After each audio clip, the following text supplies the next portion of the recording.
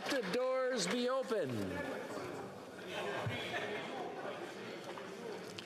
Statement by members, déclaration de député, the honourable member for West Vancouver, Sunshine Coast, Sea to Sky Country.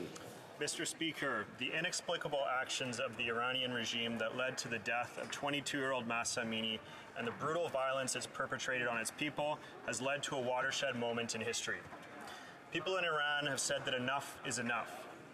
Iranians protested and rallied in BC, across Canada, and around the world to demand change. They're demanding freedom, they're demanding justice, and they're demanding that women's rights be respected. And Canada has answered. Individuals that are responsible for this tyranny will find no safe harbor in Canada, and non-Canadians will be expelled. Ill-gotten gains of these individuals in Canada will be seized and frozen. And Canada will continue to stand with and do everything we can to keep the Iranian-Canadian community safe as they and the brave children, women, men in Iran and around the world courageously stand up for basic human rights. Zan, Zandegi, Azadi. The honourable member for Kamloops, Thompson, Caribou. Mr. Speaker, I rise to pay tribute to Mr. Manny Jules, a community member and incredibly distinguished leader. He has dedicated his life to public service and the economic and social advancement of Indigenous peoples across Canada. Mr. Jules served as Cookbee, or Chief, of Tecumloops to Secwepemc for 16 years, and in 1988 led to the amendment to the Indian Act so that First Nations could levy taxes on reserves on property. He also helped create and serve as the chair of the Indian Taxation Advisory Board and was a visionary behind the current First Nation property tax system. He was instrumental in the First Nations Fiscal Management Acts, and he was the first First Nations Chief Commissioner since 2006. I admired Mr. Jules as a young man as I watched him from a distance. Getting to know him has been my honor as an MP. Receiving a blanket from him is something that I won't soon forget. Thank you, Mr. Speaker. Hey, hey. The honourable member for Oakville North, Burlington. Thank you, Mr. Speaker. Honour Before Glory is a moving documentary and important piece of Canadian history directed by Anthony Sherwood regarding our nation's one and only all-black military battalion that was formed during World War I. The plot is based on the diary of Captain William White, sharing the story of the segregated battalion that allowed black men who had previously been turned away by recruiters to enlist in the military. In honor of Remembrance Day and in partnership with my friends and colleagues, the Minister of Defence and Oakville Councillor Jeff Knoll, as well as Film.ca Cinemas, we will be screening the documentary in Oakville on November the 9th at 6:30 p.m. I'm thrilled to be joined by the Director and the Minister of Defence for conversation following the screening. There's no cost to attend this event, but space is limited. Visit the link tree in my social media to reserve your ticket. Thank you, Mr. Speaker. The Honourable Member for Saint-Hyacinthe-Bagotte. Mr. Speaker, Léandre Dion, a proud Quebecer from my region, passed away on October 29th. He was a member for the PQ for Saint-Hyacinthe in the National Assembly from 1994 to 2007, and he stood with major Quebec political personalities during the 1995 referendum. Léon's involvement in his riding is exemplary. He was what we could definitely call a man who was close to his community. His most important heritage is having played a major role in the creation of the Veterinary and Agri-Food Biotechnology Hub in Saint-Hyacinthe. And he was given the award for the hub in 2018 to underscore his commitment to the agri-food industry in my region. On behalf of the Bloc Québécois, I offer my sincerest condolences to his family. We are all mourning because he did not get to see his dream come true, and that is what we're going to work for so that Quebec will become finally a country. L'honorable député de Pontiac. The Honourable Member for Pontiac. Mr. Speaker, I've been speaking with farmers and other people in my riding who are worried about floods, droughts, violent storms that are all caused by climate change. And that is going to increase input prices permanently. We need cooperation here in Canada as well as globally because the federal government's carbon pricing does not apply to provinces that have their own carbon pricing systems, such as Quebec and BC, as well as Newfoundland and Labrador. But it ensures that there is a level playing field for everyone and that together we can meet our international commitments to our children. Do the Conservatives of these provinces realize that by opposing this federal legislation, they are working against their own interests? A responsible federal government adopts a pricing approach that will guarantee fairness from coast to coast to coast to coast. Thank you, Mr. Speaker. The Honourable Member for Oshawa.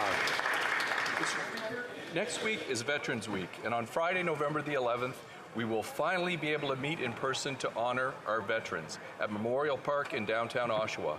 Hundreds of my friends and neighbors will be in attendance as we get back to our regular services. I want to thank my local Royal Canadian Legion branches, 43 and 637, as well as our military service clubs and the City of Oshawa for their coordinated efforts in organizing this year's ceremony. I can proudly say that in Oshawa, Remembrance Day is like none other across Canada. We welcome all to join us for this spectacular event as we even have tanks on parade from our very own Ontario Regiment Museum.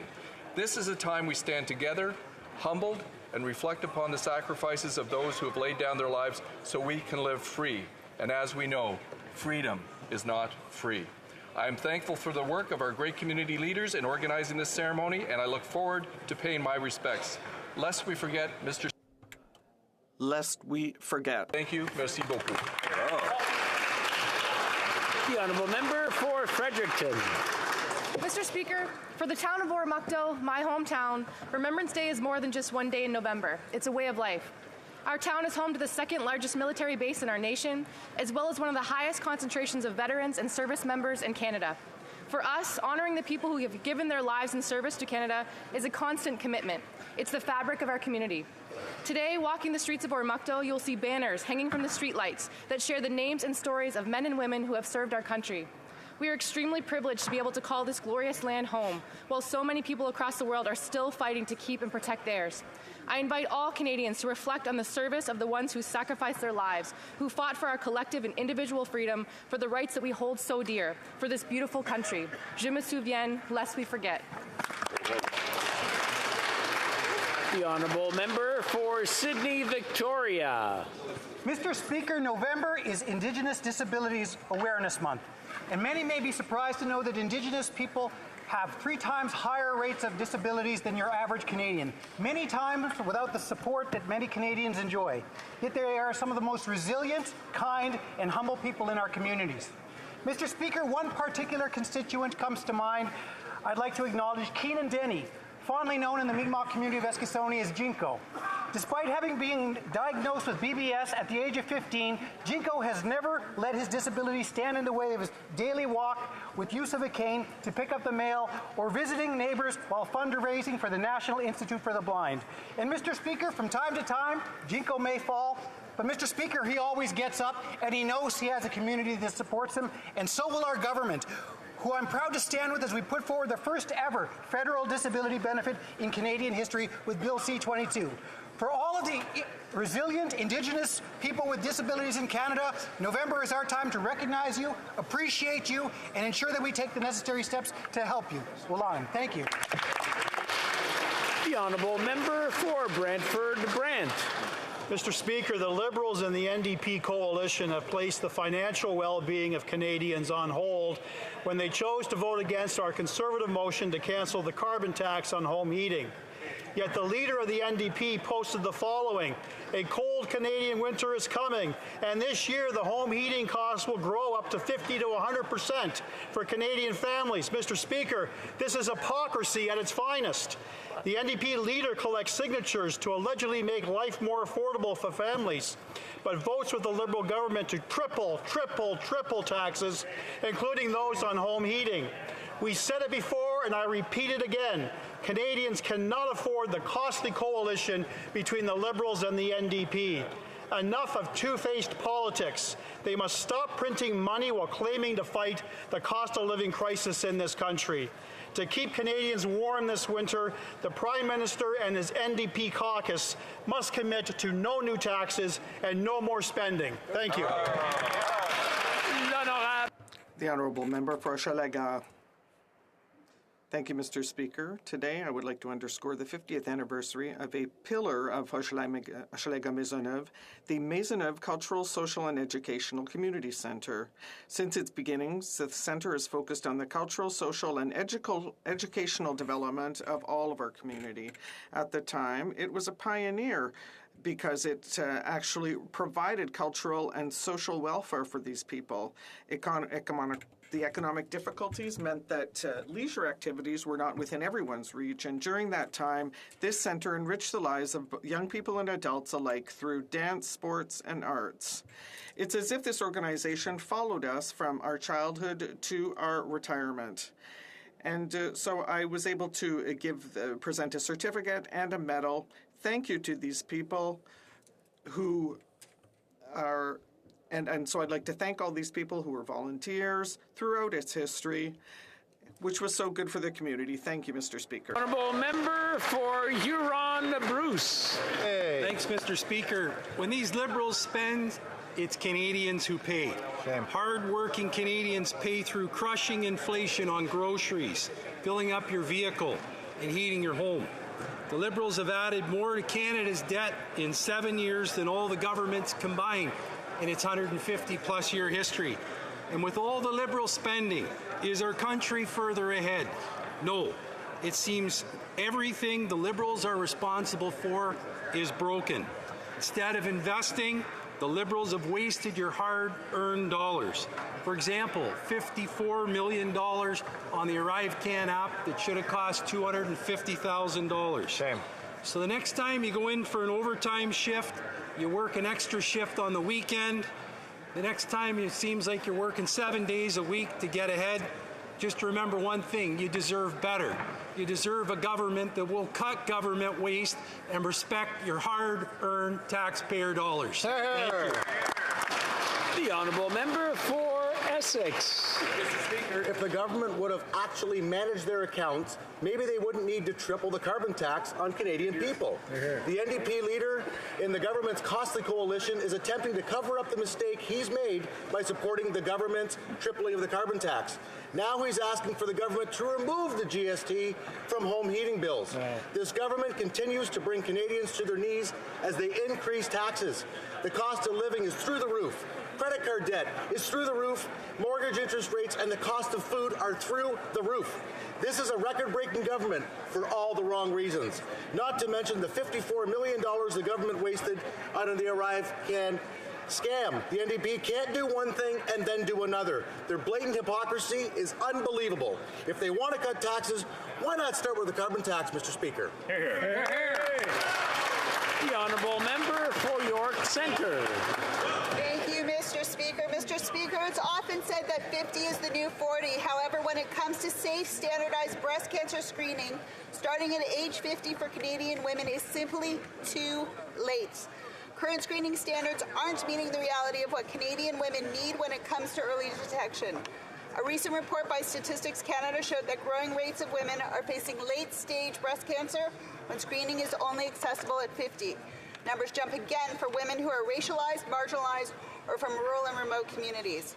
As federal members, we can be leaders in empowering women to access early detection no matter what province across this country. We all know someone, mothers, daughters, sisters, and aunts who have bravely faced breast cancer head-on. For me, it is my constituent and friend, Sheriff Barber. She has been an incredible advocate for our York Centre community and now for women from coast to coast to coast facing breast cancer as she battles for her own life with 3 children at home. With an entire community behind her, I ask women across this country to stand up for women, to meet standards at the age of 40, to be screened safely for their health and for the health of all Canadian women. Thank you, Mr. Speaker. The Honourable Member for Vancouver East. This is a murdered Indigenous Women and Girls Inquiry declare that Canada has carried out a genocide 3 years ago.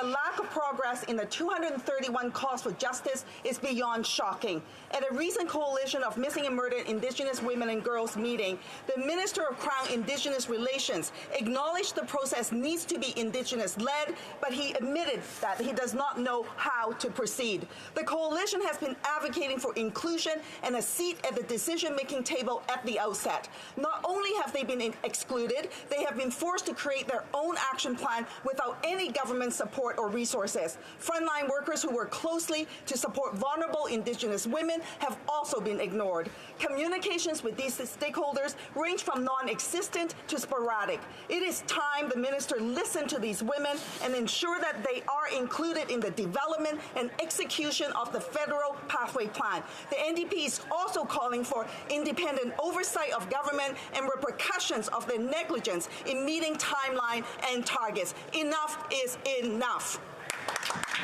L'honorable. The Honourable Member for Peel-Boucher, Les Patriotes, Verchères. Mr. Speaker, on October 25th, Michel Lepage passed away just before turning 75. A polling expert, he worked under the Parti québécois for 30 years and served under 5 premiers from René Lévesque to Bernard Landry, and he had an uncanny ability to predict voting results. For Michel Lepage, Quebec's independence was his life. He was always in a good mood. He never missed any meetings, any elections, and he was there for each battle for the cause. When he offered to help me to run for the Bloc Québécois, I was deeply honored. No one can lose when Michel is on your team. He was also a heritage fan, and thanks to him, there are many churches that remain standing. Michel was a person who worked in the shadows by focusing all his energies on the cause. He was a monument of activism. All my best to you. You will always be in my heart, my friend. The Honourable Member for Calgary Forest Lawn. Another day, another $100,000 of debt, all on the backs of Canadians. The HoC Coalition has added more to Canada's debt than every Prime Minister who came before him combined. The results is record-high Liberal immediate inflation and 6 consecutive interest rate hikes. The Conservative leader warned for years out-of-control Liberal spending would cause inflation to balloon. More Liberal spending means the Bank of Canada had to increase the money supply, meaning the printers keep rolling. This led to record Canadian credit card debt and food bank usage. The finance minister wants us to believe she's had an epiphany about spending, even getting her future predecessor from Papineau to utter the words fiscal responsibility. But these are the arsonists who lit the inflationary fire in the first place. Tomorrow, the finance minister has an opportunity to stop her inflationary spending, stop new taxes, stop punishing Canadians, and stop plans to triple the carbon tax. The Honourable Member for Winnipeg South Centre.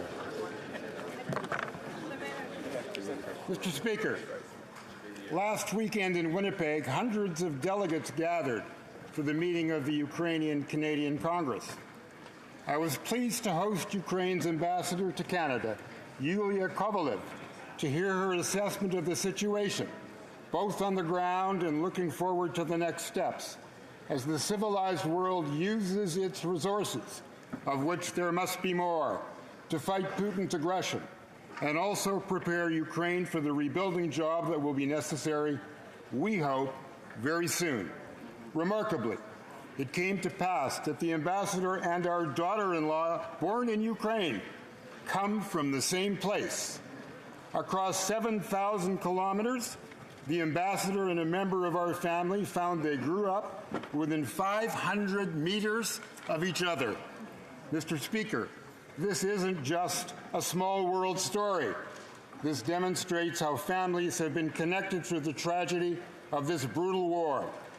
I want to reassure all members of the community, especially those living in my home province of Manitoba, that we will be unwavering in our support of Ukraine. We will prevail. Thank you, Mr. Speaker.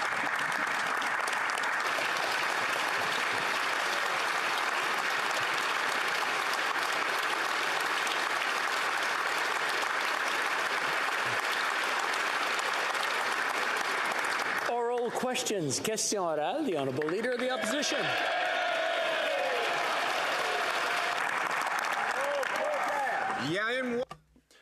1 month ago, the Conservatives warned the Prime Minister that there was a medication shortage to alleviate the suffering of children, despite the fact that this medication is abundantly available in the US. Here in Canada, parents find it hard to find this medication. Drugstores, pain medication for small children cannot be found here in Canada, leaving mothers and fathers scrambling to help their suffering children. The Prime Minister has had a month since we warned him about this problem. He said he would fix the supply chain issues in our medical system. Why hasn't he solved this problem? The Honourable Prime Minister.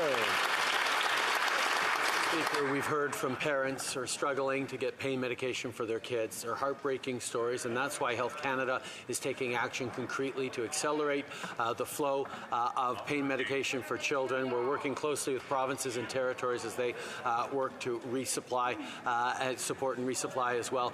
We know this is something that is part of the global disruptions that climate changes are facing, that the pandemic has left on supply. I'm going to ask the Prime Minister to sit down for a second. We're starting off on the wrong foot here. I think the Honourable Leader of the Opposition wants to hear the answer. The Right Honourable Prime Minister may just finish off the last 15 seconds. Mr. Speaker, we recognize that the pandemic has led challenges to our supply chains around the world, which is why we're continuing to work with partners to ensure that we can get the things that parents need to take care of their kids. Honourable Leader of the Opposition. Well, I guess in the meantime, Canadians will have to continue to drive to the United States where these medications are widely available for parents. But back here at home, the Prime Minister's $500 billion of inflationary deficits have given us a 40-year high in inflation. Now they're driving up interest rates. Inflationary taxes, including the Prime Minister and NDP plan to triple the carbon tax, threaten to force Canadians to turn off the heat during winter. Tomorrow is the fall economic update. Will the government commit today to freezing spending and freezing taxes? Honourable Prime Minister.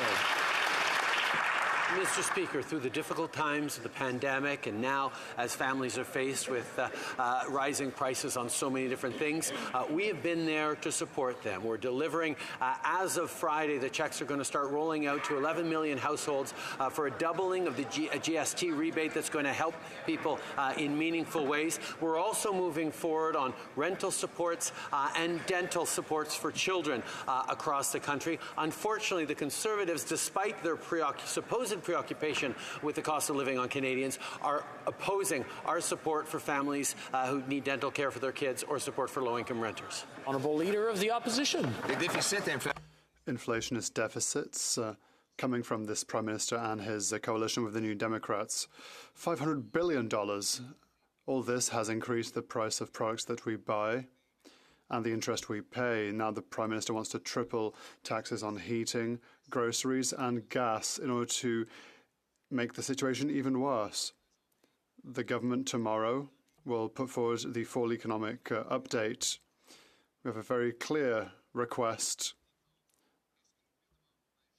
Will the government freeze spending and freeze taxes? The Right Honourable Prime Minister.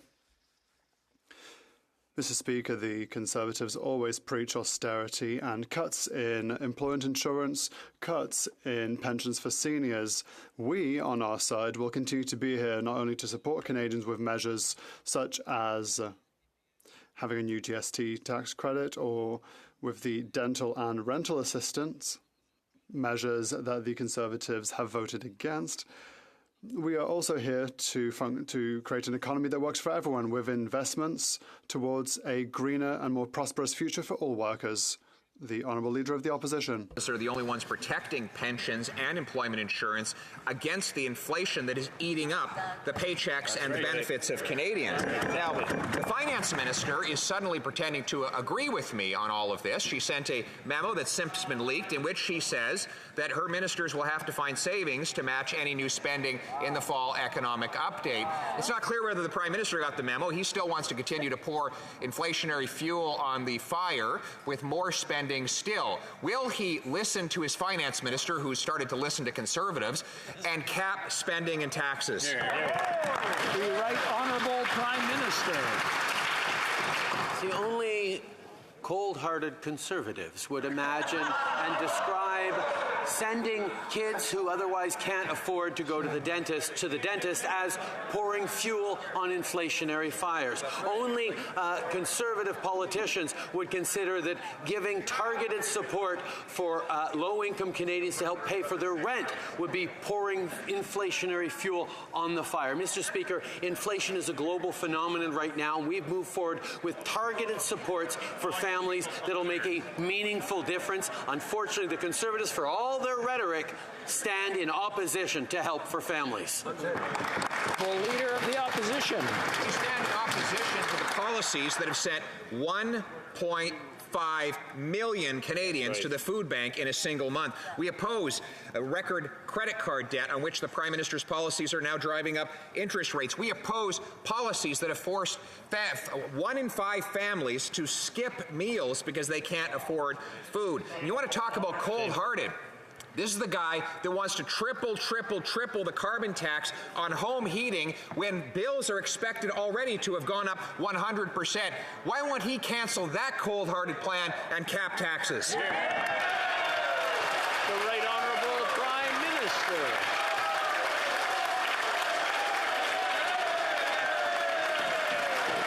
Facts are clear. The price on pollution returns more money to average families in the jurisdictions in which it applies than they pay out in pollution costs. This is the fact that has allowed us to both lead on the fight against climate change and put more money back in the pockets of Canadians. But the reality is, I don't know what it is today, but everybody's very rowdy. Maybe I'll let the Prime Minister start over again, and I'm hoping everyone will listen this time rather than shout. And I know everybody wants to help him answer, but it's his turn to speak. The Right Honourable Prime Minister. Thank you, Mr. Speaker. Despite consistent Conservative misinformation and disinformation on the matter, the simple mathematical fact is that the price on pollution returns more money to average families in the jurisdictions in which it applies than they pay in this extra cost on pollution. That's how we can move forward on fighting climate change while supporting families through this transformation of our economy and of our energy. These are the things that matter to Canadians. This is where we're continuing to put them first, not ideology. Hear, hear. The Honourable Member for Bailleau-Chambly. Mr. Speaker, we recently have had a debate on the priorities of this government, saying that we can sometimes not debate two things at once, but sometimes there are subjects that are more of a priority. Healthcare, for example, is cracking because of lack of funding. Sick people are on waiting lists, emergencies are overwhelmed. It's a national crisis. The Prime Minister is obstinate in keeping money whilst imposing conditions. Does the Prime Minister not agree that the health of Canadians is more important than his desire to remove powers from the provinces? The Right Honourable Prime Minister. Mr. Speaker, Quebecers and Canadians expect a healthcare system that delivers results for them, that works for them, in order to help them, help their families when they need it.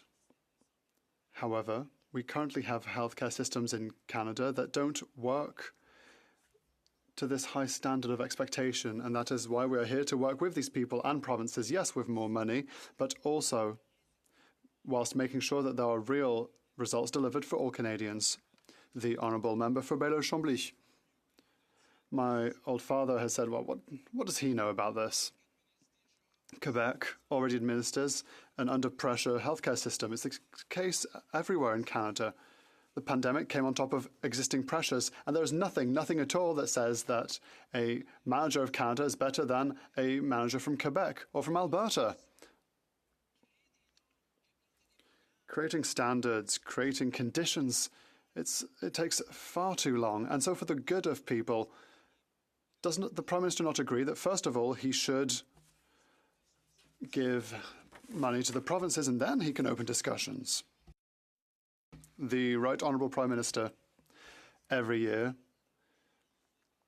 we disperse tens of billions of dollars to the provinces for healthcare. We will continue to do so. The reality is that our healthcare systems throughout the country do not work to the expectations of Canadians.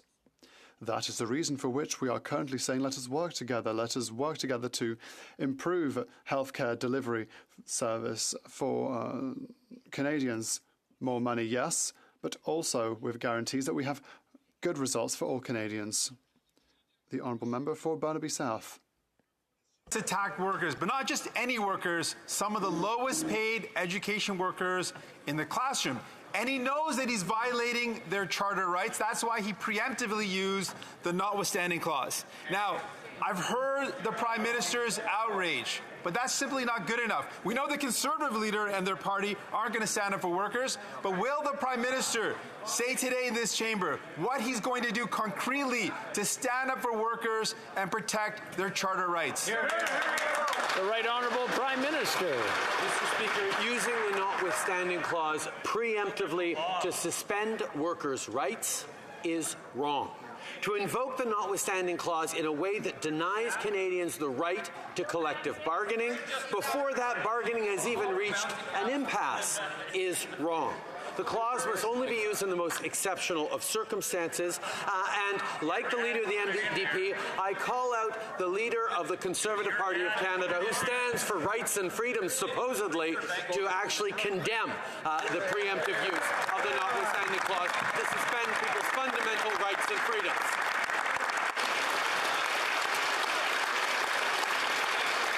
The Honourable Member for Burnaby South. It is eminently clear that the head of the Conservatives and the Conservatives won't stand to defend workers.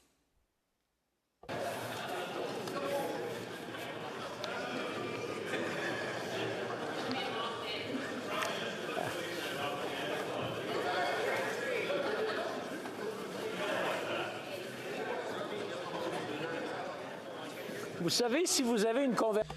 You know, if you want to have a chat, then you could perhaps go outside to have a chat, but not across the corridor, please.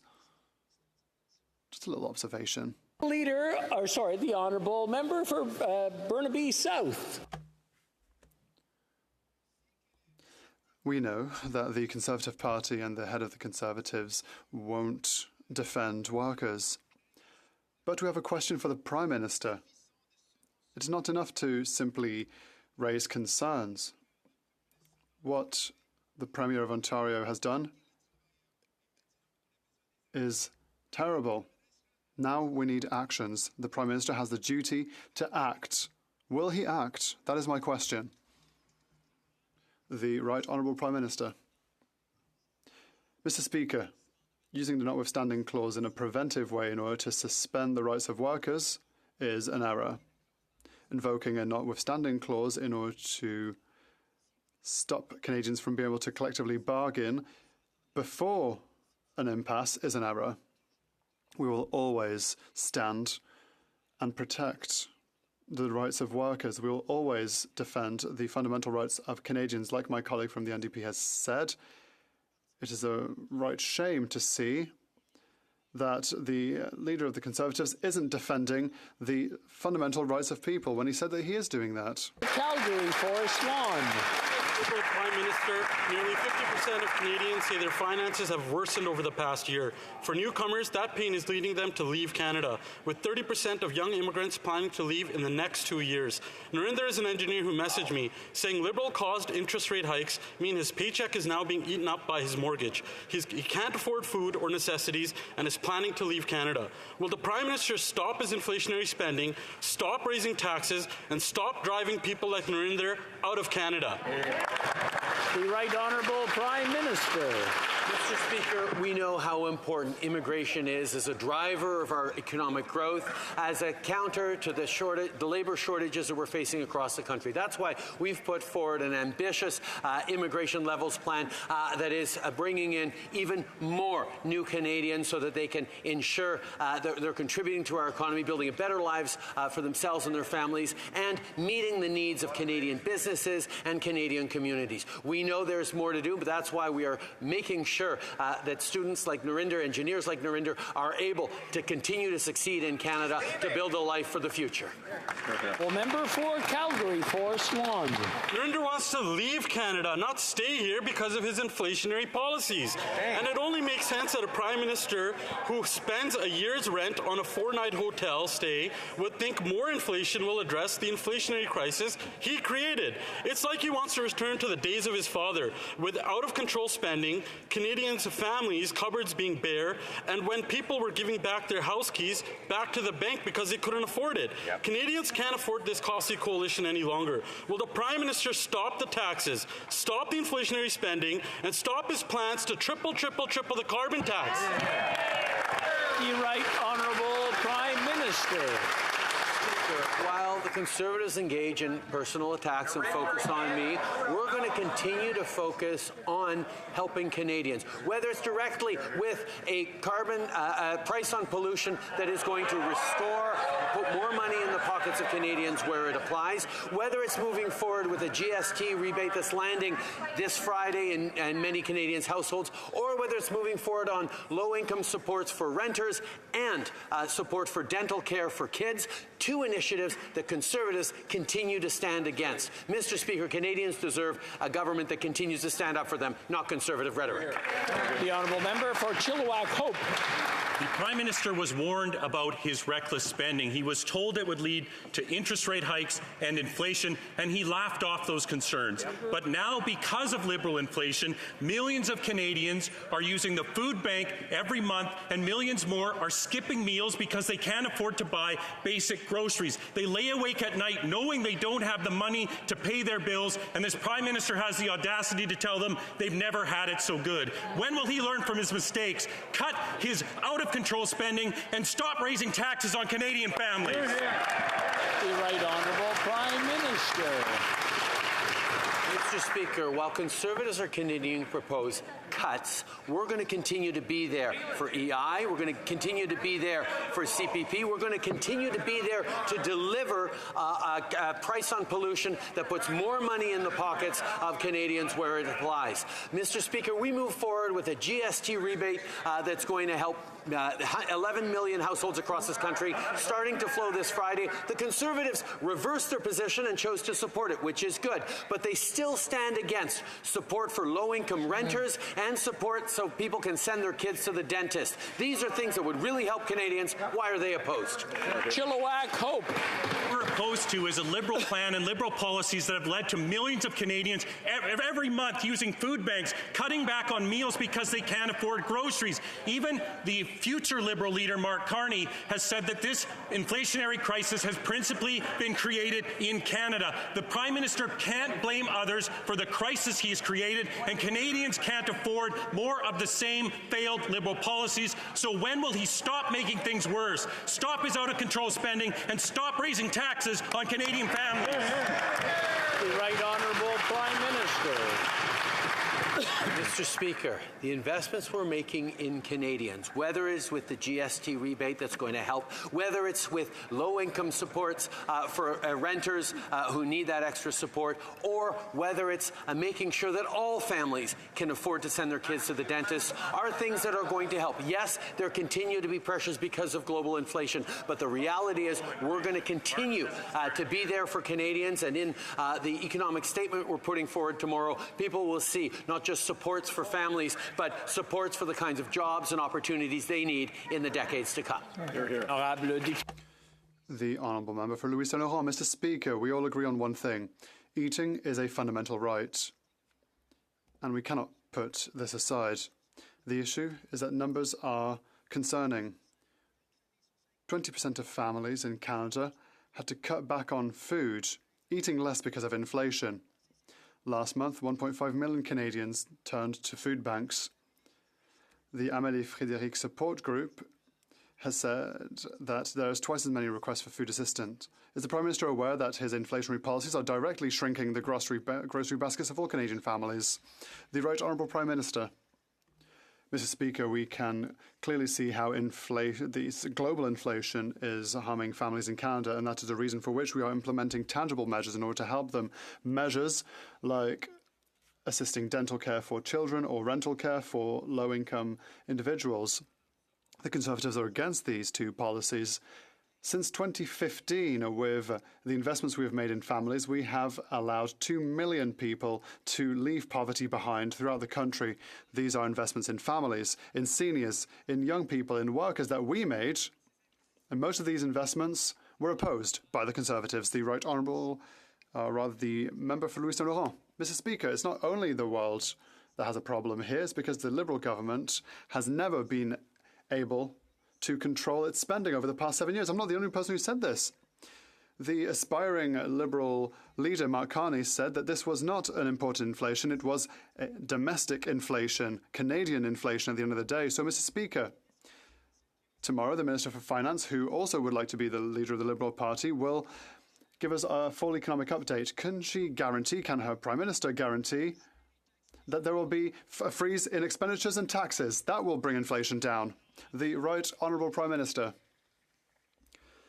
Mr. Speaker, the Conservatives always propose austerity as a solution, but the reality is that investments, targeted investments in families, in seniors, in workers, is exactly what led to the growth we have seen over the past few years with reduction in poverty throughout the country. We are here to help people, we are here to invest and to build a stronger future and a greener future for everyone. Those are the choices we made, and the Conservatives are against every single time. For lowering taxes for the middle class, benefits for children, they're always against. The Honourable Member for Belleuil-Chambly. Mr. Speaker, I can no longer take the pretentious attitude of Ottawa saying that they're better than Quebec, that they know their files better than Quebec does. But the government is finally meeting with healthcare ministers, and despite the importance of the matter, it's not the Prime Minister who will be there, it's the Minister for Health. Tomorrow we have a full economic update, and the Health Ministers' meeting will happen after that. Is it to be understood that a decision has already been made and it's just political ploys at this point? The Right Honourable Prime Minister. Mr. Speaker, I think that Quebecers, like all Canadians, understand that the solution for a healthcare system that does not work is not simply injecting more money. Yes, money will help, and we will be there to invest more money into healthcare, but it also takes collaborative work in order to ensure that results for Canadians are guaranteed so that our healthcare systems deliver for Canadians, and that is exactly that upon which we will work. The Honourable Member for Belleuil-Chambly. Collaborative work. That's, for now, is just delay after delay after delay to then impose conditions upon us. In Quebec, even emergency service corridors are full. Surgery waiting lists are interminable. Real people, real sick people. People are suffering right now. I know parents, and I hope they doesn't know parents, but I know parents that are scared that their kids might simply commit suicide. Should we not put healthcare at risk for political points? So the Right Honourable Prime Minister.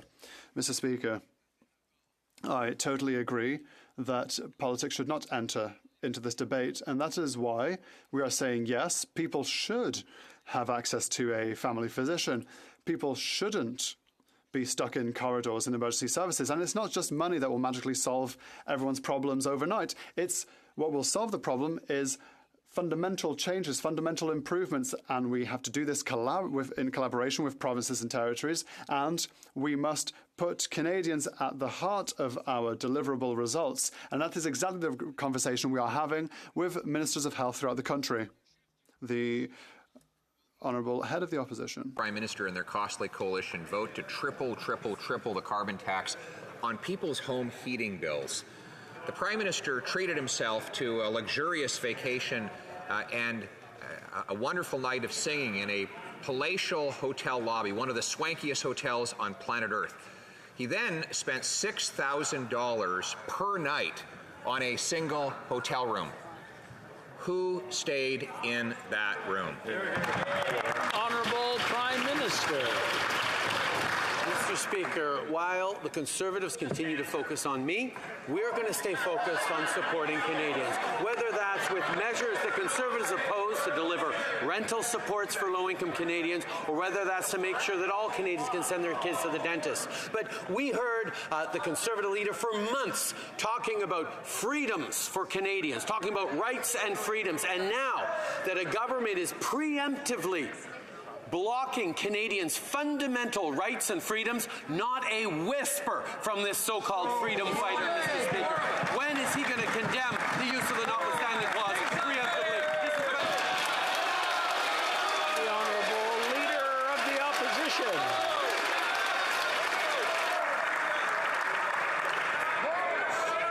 Nice try. Nice try. He's very clever, but a moment ago, I asked who stayed in the $6,000 a room hotel, $6,000 a night hotel room, and he said that I was focusing on him. Well, I guess that we got our answer then. Well.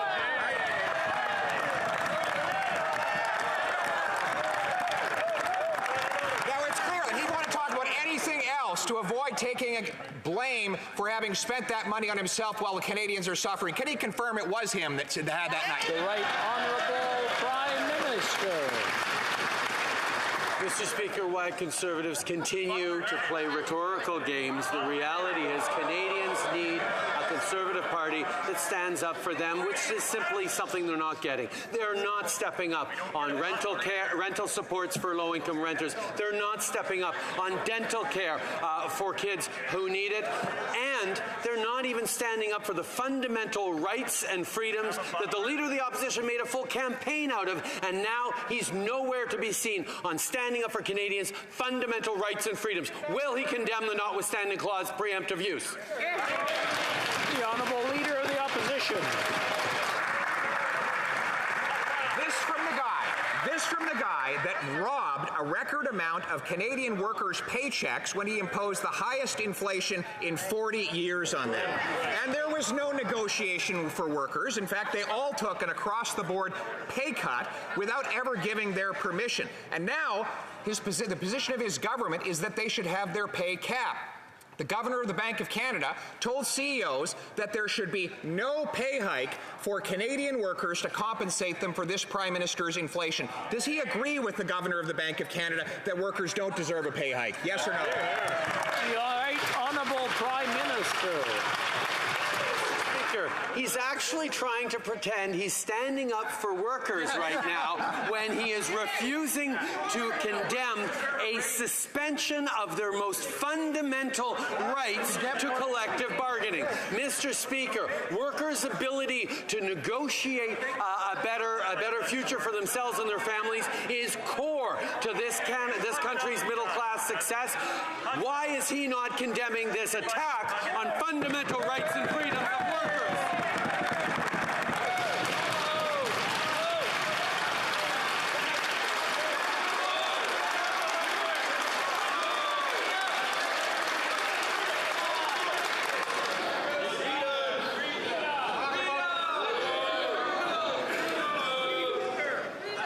I see the emotions are running a little bit high, so I'm going to ask everybody to take a deep breath. Everybody, order. Everybody look at me and take a deep breath. All together now. Okay, now we're going to calm down. The Honourable Leader of the Opposition. I am condemning the attack this Prime Minister has undertaken on Canadian workers by giving them the highest inflation in 40 years, eating up their paychecks so that they cannot afford food. It is this Prime Minister who has sent 1.5 million Canadians to the food bank in the month of March. This Prime Minister who's given them record credit card debt. This Prime Minister who has forced 1 in 5 of them to skip meals because they can't afford to eat. And now his Governor of the Bank of Canada says that those workers don't deserve a raise. I condemn those comments. Will he? Hear, hear. Right Honourable Prime Minister. Mr. Speaker, one of the most fundamental rights available to workers is to negotiate their pay and their working conditions.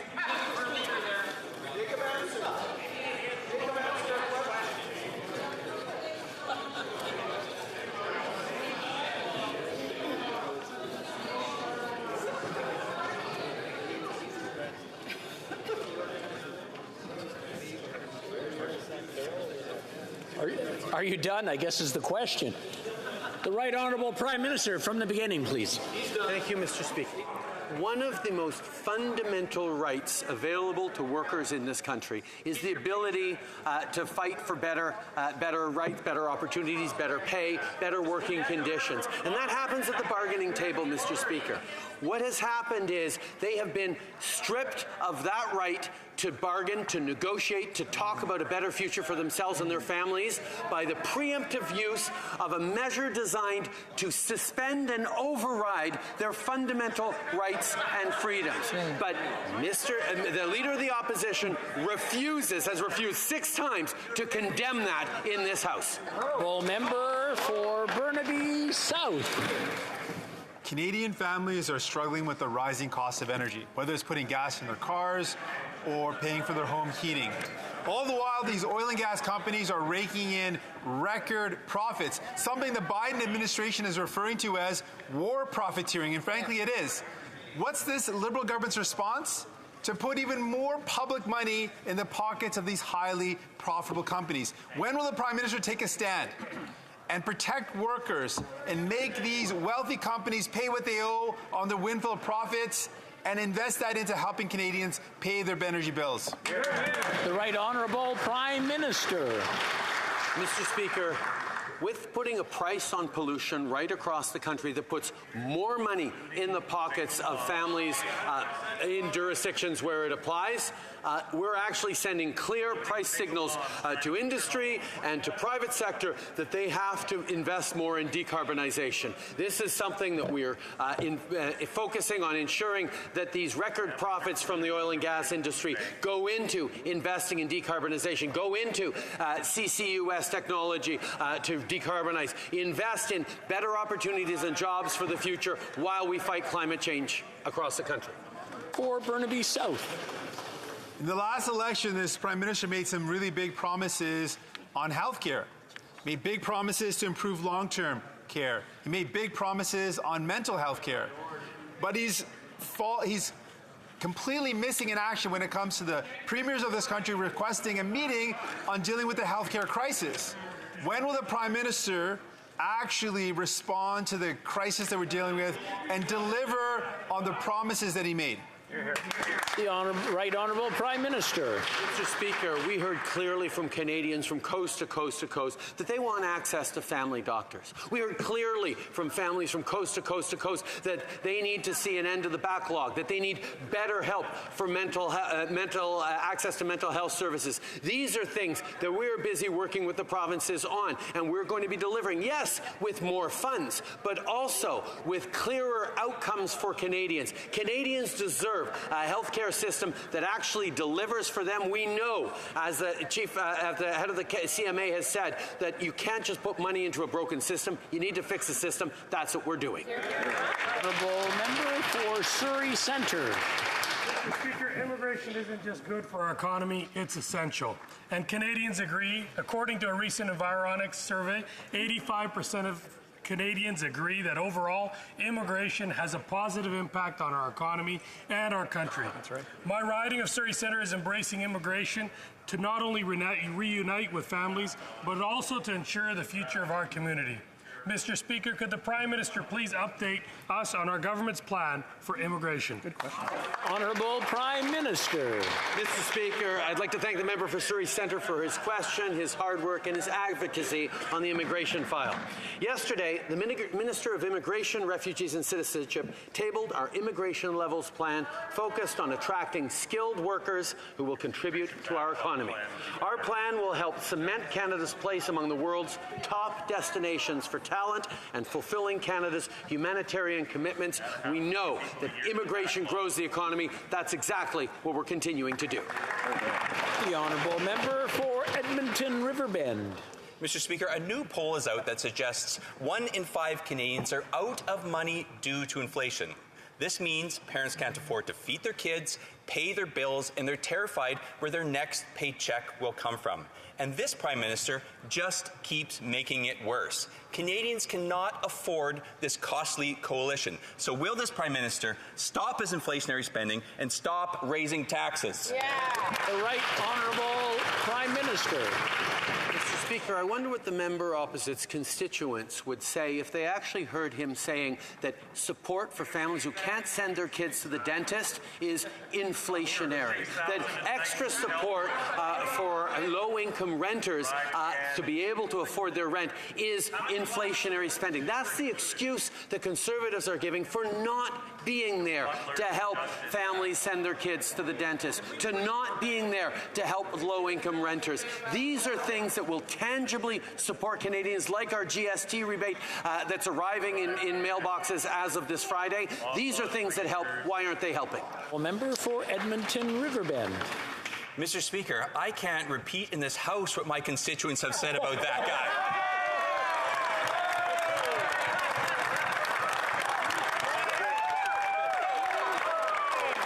Mr. Speaker, these families are in their darkest hours. And now even future Liberal leader Mark Carney has stated, and I quote, "It's not all imported inflation. In fact, most of it is now domestically generated inflation." That's how out of touch this Prime Minister actually is, Mr. Speaker. So will he stop his inflationary spending and stop raising taxes? Yeah! The Right Honourable Prime Minister. Mr. Speaker, we will not stop ensuring that low-income families get extra help with the with their rental costs. We will not prevent Canadians from sending their kids to the dentist when they couldn't afford it before. These are measures we're putting forward that will help in a meaningful way millions of families across the country, and yet Conservative politicians continue to stand against rental and dental support for Canadians. Mr. Speaker, if they really wanted to help Canadians in their ridings and across the country, they would step up and back our plan on rental and dental. Well, member for Thornhill. Here's the problem that these Liberals don't understand. The Prime Minister can't spend his way out of the inflation that he himself has created. $6,000 a night for a fancy hotel room for the Prime Minister is 3 months of rent for Canadians who can't afford it. $12,000 a month for groceries at his house, while 1.5 million Canadians visited a food bank last month. How can the Prime Minister pretend to understand the pain that he's inflicting on Canadians while simultaneously raising their taxes? Yeah. The Right Honourable Prime Minister. In this House, we've put forward measures that the Conservatives ended up choosing to support. That's good on them, to deliver GST rebates to Canadians that'll start landing this Friday. Why will they not reverse their position on sending dental supports so families can actually send their kids to the dentist, or support for low-income renters? These are things that these Conservatives continue to oppose. Concrete help that will deliver for Canadian families right across the country, that they stand, cross their arms and say, no, we're not helping Canadians. Well, on this side of the House, Mr. Speaker, we will. Well, member for Thornhill. The Prime Minister is raising taxes on seniors trying to heat their home. He's raising taxes on families trying to buy groceries because he gave his Liberal buddy $250 million for ventilators that we didn't use, because he spent $54 million on an app we didn't need, that didn't work, that should have cost $250,000 and could have been built in a weekend. Because he gave $133,000 to an anti-Semite and then covered it up for a month. He's breaking the bank for his Liberal friends while Canadians can't break even. When will he just stop? Right Honourable Prime Minister. Conservatives need to stop with the misinformation and the disinformation. The price on pollution delivers more money to most families in jurisdictions where it applies than it costs them in extra costs on pollution. The fact of the matter is our initiatives to fight climate change actually not only fights climate change but puts more money back in the pockets of families that need it. That focus is exactly how we're growing the economy, supporting Canadians and building a better future for everyone. The Honourable Member for Belleuil-Chambly. I'm wondering, Mr. Speaker, why the Prime Minister thinks that he's nicer, more competent than Quebec. Is it because of the 1982 Constitution? Is it because of the fiscal imbalance? Is it because of the power to spend? It seems like he's telling Quebecers that they're not good enough and that him and his buddies, they're better.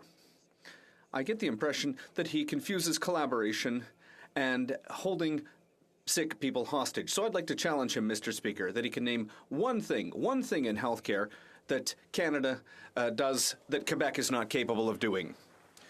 The Right Honourable Prime Minister.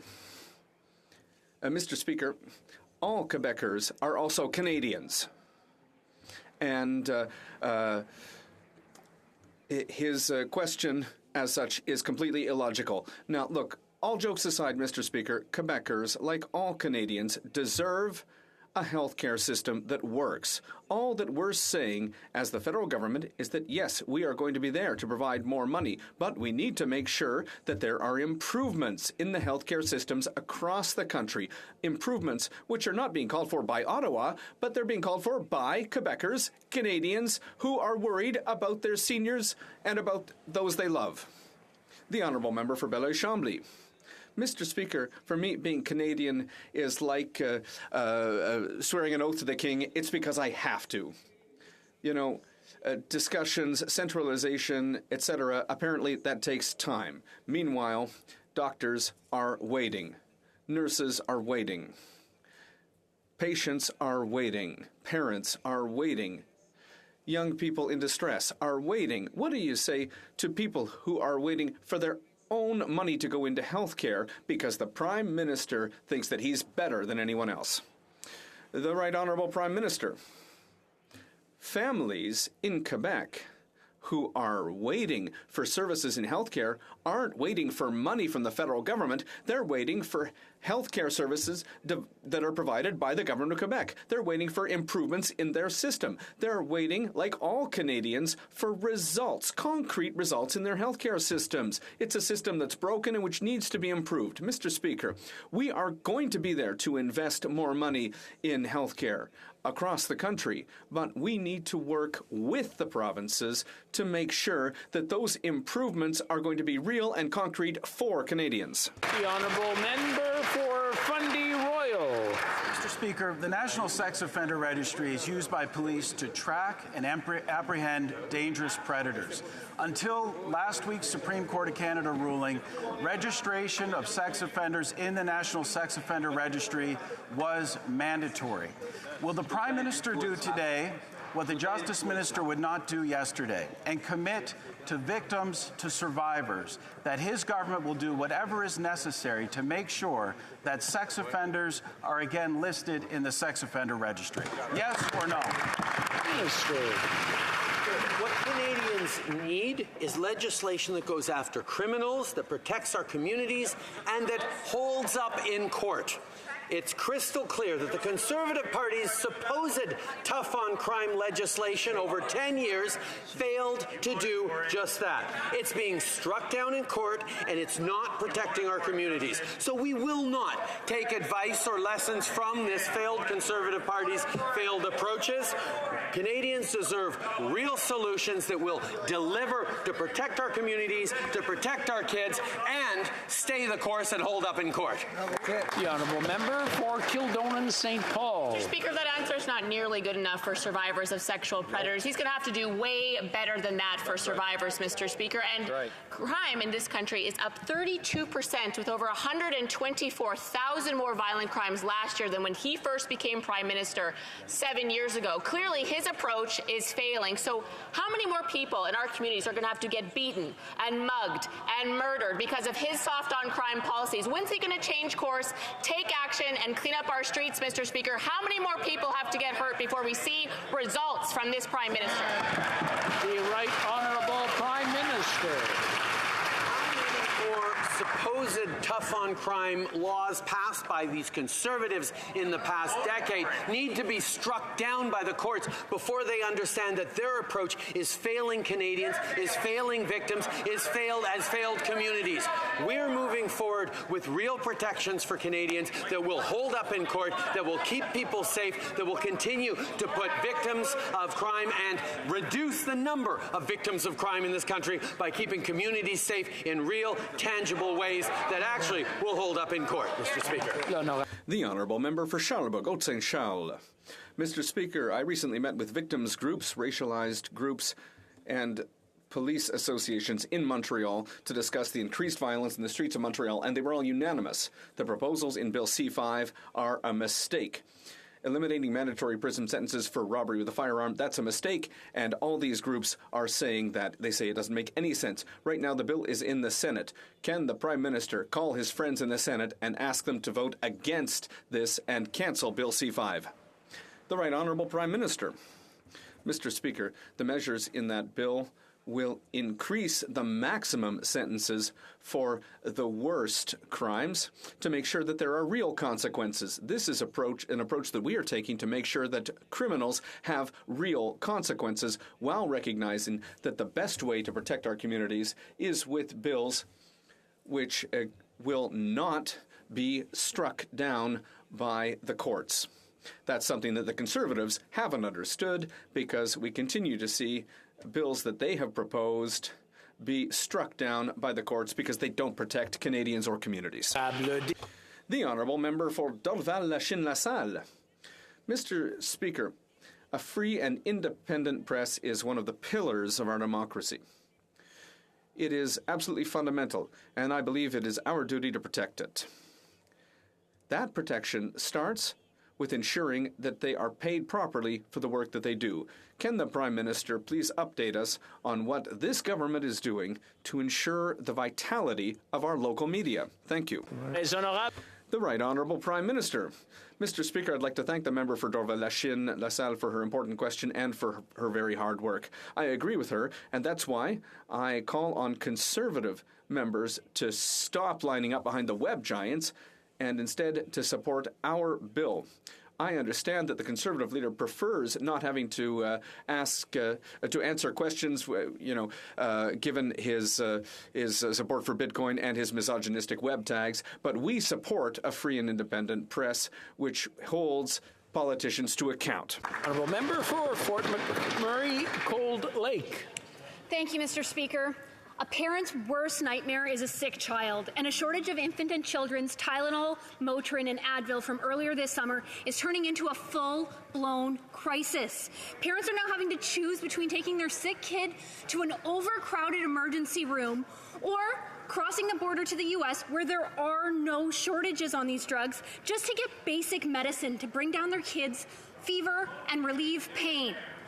When does the Prime Minister intend to do something about this crisis? Yeah! Honourable Prime Minister.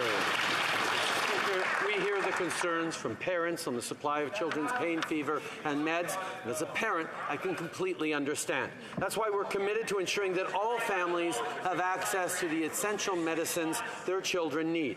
Health Canada has been in communication with manufacturers, pharmacists, and provinces and territories to ensure mitigation measures are in place. Our main priority will always be the health and safety of Canadians, and all options are on the table. The Honourable Member for Mégantic-l'Érable. Mr. Speaker, for a month now, we've been warning the Prime Minister about this situation, but the Prime Minister always, has an excuse ready to justify his inability to act. even for young children who are sick. And as a grandparent, Mr. Speaker, it makes me sick to my stomach, this situation. A month ago, Health Canada was asked to do something so that mothers and fathers could have access to medication for their children. And medication the children want to take, Mr. Speaker. Why, once again, is he hiding behind excuses to avoid giving children who are sick the medication they need? The Right Honourable Prime Minister. Mr. Speaker, we are hearing the concerns of parents when it comes to the shortage of pain medication for children. We will continue to make sure that all families have access to essential medication for their children when they need it. We are going to fight this shortage. Health Canada is in communication with pharmacists, the makers of these medications, and the provinces and territories to ensure that measures are in place. And our priority remains the health and the well-being of Canadians, and we are looking at all options. They're all on the table. Mr. Speaker, the reality is the Liberals' out-of-control spending makes life more expensive for all Canadians. Half can't put aside savings. Home heating costs will double this winter. More Canadians already had to use food banks in one single month than ever before in Canadian history. For years, our new Conservative leader has warned that the NDP Liberals' costly coalition's inflationary deficits would force Canadians to have to pay the bill.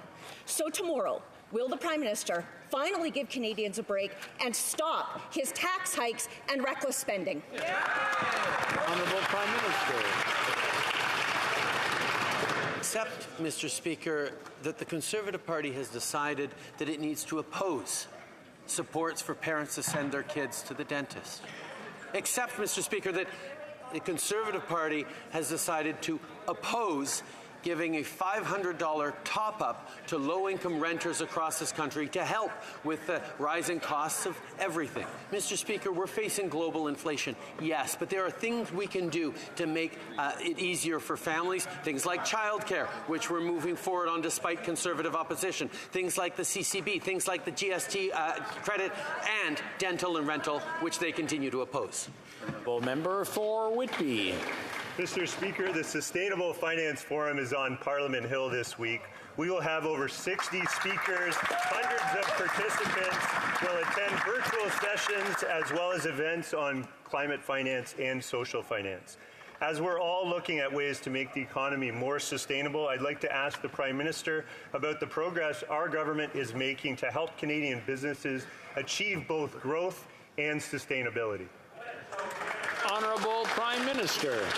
Mr. Speaker, I want to congratulate the member for Whitby for his question and especially for the hard work he does, not just for his constituents, but for all Canadians. From climate change to inequality, the world is facing big challenges, but together we can drive investment to create jobs in a net zero economy, build affordable housing, and make sure everyone has a real and fair chance at success. As a government, we launched our first $5 billion green bond and released Canada's Green Bond Framework. We also created the Sustainable Finance Action Council, and we will continue to build an economy that works for all Canadians. Member for Burnaby South. 87% of Indigenous households in Canada live in urban, rural, and northern regions outside their traditional territories. 87%. Despite this, the Liberals are only committing $300 million to address the urgent and imminent needs for urban, rural, and Indigenous communities' housing. This is so far nowhere near enough. Will the Prime Minister commit to increasing the funding, the interim funding, to a level that responds to the urgency and the desperate need that the community has? Honourable Prime Minister. Mr. Speaker, the housing challenges faced by Canadians right across the country are significant, but nowhere more significant than in vulnerable urban, Indigenous, northern and remote areas. That's why we've put forward record amounts of $300 million direct investment to support and grow housing supply in those areas. And we know there will be more to do, but we need to make sure we are delivering results for Canadians, and that's exactly what we're focused on. Honourable Member for Kitchener Centre. Mr. Speaker, in the midst of a climate emergency, oil and gas companies are sacrificing our kids' future for their corporate greed. Shame. In the past 9 months, Imperial Oil made $6.2 billion in profit, almost 4 times last year. We cannot expect the arsonist to put out this fire. On the eve of the 27th annual global climate negotiations, will the PM finally eliminate subsidies to oil and gas companies and replace them with a windfall tax on these excess profits? Right Honourable Prime Minister. Mr. Speaker, a number of years ago, Canada committed alongside other like-minded nations to eliminate inefficient fossil fuel subsidies by 2025. But, Mr. Speaker, that's not good enough. The climate emergency means we need to act faster and stronger. That's why we're pulling forward by 2 years until 2023 the need to eliminate inefficient fossil fuel subsidies. We've already eliminated a significant number of them. We're going to continue to do it while ensuring that fossil fuel companies invest in decarbonization and in better jobs for everyone for the coming years. I'm afraid that's all the time we have for today. We have 2 points of orders. We'll start with the Honourable Member for Hamilton Centre. Mr. Speaker, there have been consultations, and if you seek it, you will find the following for the motion. That this House, A, reject any intervention aimed at restricting the collective rights of workers to freely negotiate their working conditions, and B, condemn the use of the notwithstanding clause to destroy collective bargaining rights by the Conservative Premier Doug Ford and the Government of Ontario. Hear, hear. All those opposed to the Honourable Member moving the motion will please say nay. No, I'm afraid we don't have unanimous consent on that. L'honorable député de la Prairie. The Honourable Member from La Prairie. The MP I'm targeting is just leaving, but during the questions from our leader, there were anti-parliamentarian statements made by the member for Argenteuil-la-Petite-Nation while my leader was asking a question. The person said, "Go home." First of all, the leader was elected democratically. They chose him as representative through democracy. I would love for the member to apologize.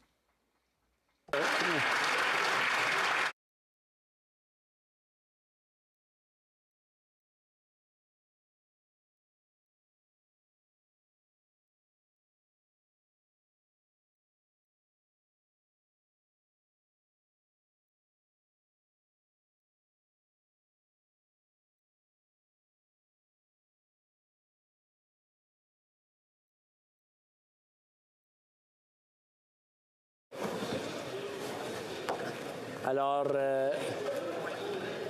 le député.